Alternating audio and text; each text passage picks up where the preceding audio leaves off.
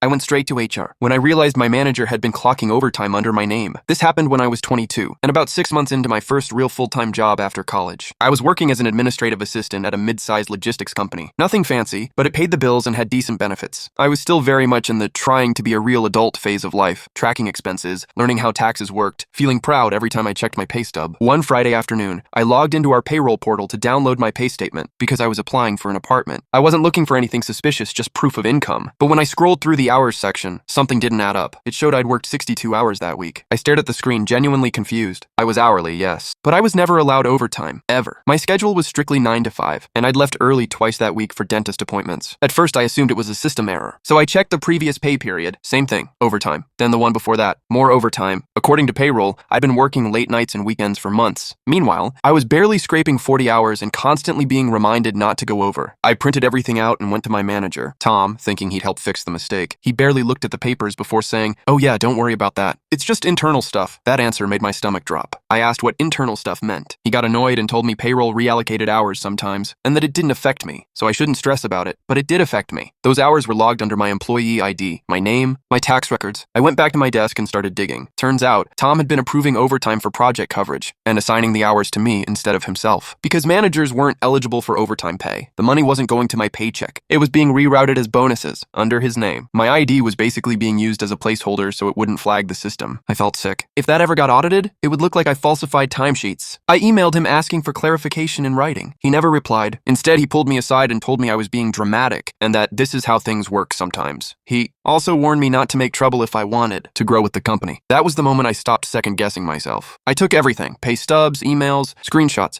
and went straight to HR that same day. I didn't even go home first. I sat in that office shaking, explaining how my name was being used to log hours I never worked. The HR manager's face changed immediately. She asked me to forward all documentation and told me not to discuss it with anyone else.